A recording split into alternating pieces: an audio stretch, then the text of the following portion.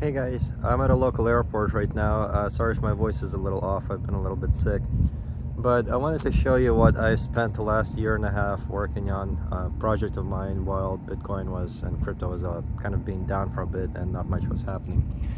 So here it is. It's an airplane. This is called the Velocity. It's a Model XL. And since about March of last year, I basically was building this thing almost entirely from scratch. I got what's called a kit, where I got unfinished wings, unfinished front wings, unfinished doors, and the fuselage itself only had, like this part right here, had the top piece and the bottom piece that needed to be glued together. So let's take a walk around. It's got gull-wing doors, same as a Lamborghini, I guess, would have. The small wings are actually in the front instead of the back, so it's a lot safer to fly this way because it does not stall, which means that basically when an airplane flies and tries to climb too fast or goes too slow, what happens in normal airplanes like this one, for example, is here we go. These wings fall. Sorry, this wing falls first because these wings do not provide any lift. So as the plane flies too slow, this falls, and then the plane kind of ends up diving like that, and then you have to pick up speed and pick up. And sorry about the noise. There's a couple of noisy jets and helicopters in the area. Anyway, as I was saying, on a normal airplane, your main wings, these ones, they provide lift, and the ones in the back, these small ones, are actually counteracting. They're pushing downwards, like there we go, down on this side to counteract the down weight pressure from the weight of the engine. So if these wings lose lift, the entire airplane just kind of goes whoosh, and you have to kind of lean it downwards to keep it to pick up speed and come up. On my plane, I have both the small wings and the main wings are providing lift, and the actually body of the airplane provides lift too.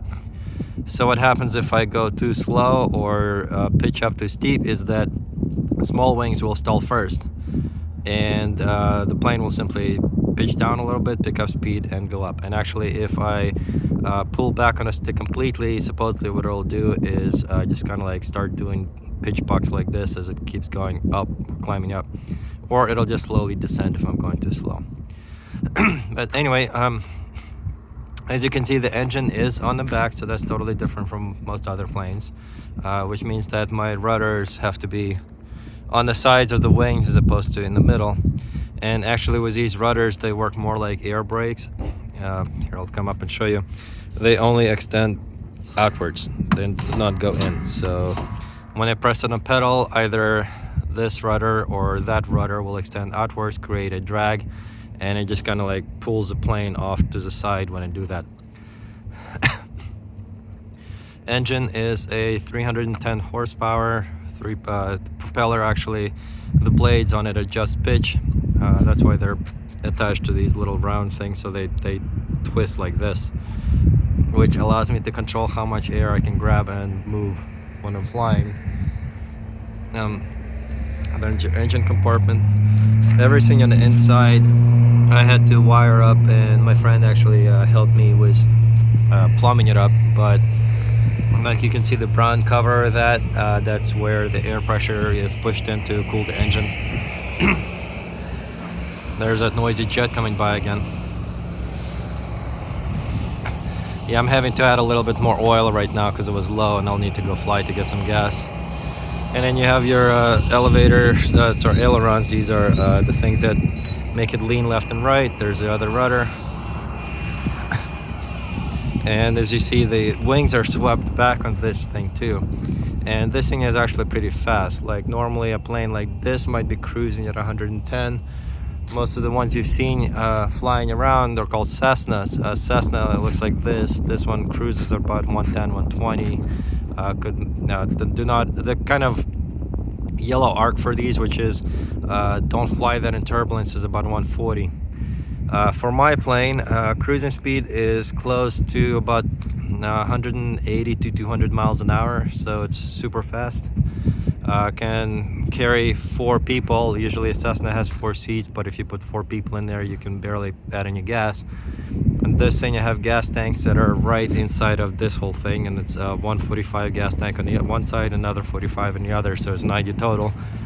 And because of how big and powerful this is, I can carry a full tank of gas and 4 people, and this is what it looks like inside. So I have 2 full seats. That one's pushed forward because I needed to climb in the back, and 2 seats in the back plus another seat belt in the middle in case I need to have 5 people. It's a little unfinished right now, as you see. I still need to put on a back wall to cover all that up. I still need to put the interior on. Obviously, I still need to paint it. It's not that I mean, all of this stuff that you see is fiberglass. The whole plane is actually made out of fiberglass and styrofoam, but it's a very, very super strong material. And then, of course, I have a side sticks, looks like jet fighter sticks. All the buttons on them work to do different features, things, functions. And I have pretty much top of the line avionics in here. Usually you would see like 6 round, we call them steam gauges, but they're basically mechanical gauges. On here it's 2 screens, completely electronic. There's a it's redundant systems. There's a radar receiver on board, so I can see weather and other airplanes that are flying around me. Full autopilot system. This thing basically, as soon as I take off, I can turn on the autopilot. It'll fly me to whatever airport I need to and actually guide me all the way down to the runway, and then I just have to turn off the autopilot a couple of 100 feet before I land. So yeah, and it's and I have to legally put experimental on it because since this was made by myself as opposed to a quote-unquote certified airplane factory, legally I'm required to say that it's experimental, but I prefer to call it a sports plane because it kind of is. And a lot of things in here are actually 3D printed too. Like this handle, for example, originally you can kind of see inside it was just a tube, metal tube, and I printed out a nice shape that you can grab much more comfortably. Printed out these pieces here. My 3D printer supports multiple colors, so I was able to get the colors for the whites, for the letters and other stuff. Same back here. There's one back there too. There it is. And the entire overhead console was printed out too. This whole thing took about a week and a half or so to print. Big piece there was all the switches up top. As you can see, it's pretty much all my switches are right up top here, and they fit perfectly into this 3D printed panel that right there. And this 3D print incorporates vents or ball vents. So just you adjust them like this or you close them this way. And typically these things go for about $70 or more online if you buy them like professionally made. This was basically like 20 cents worth of plastic. And lights, which work as well. These are the lights weren't 3D printed, obviously, because as you can see they're shiny. These were just bottom line for RVs. They fit perfectly fine too. So yeah, that's 3D printed. Same setup back there. There's lights and vents. And because my switches are all up here, that's why the front of the cockpit looks so clean. All I have is just displays, couple of buttons to control things.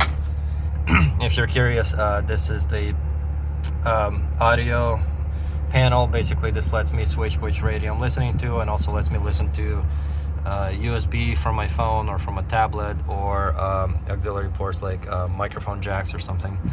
And then I have a radio tuner here, autopilot control here, speed brake, right, because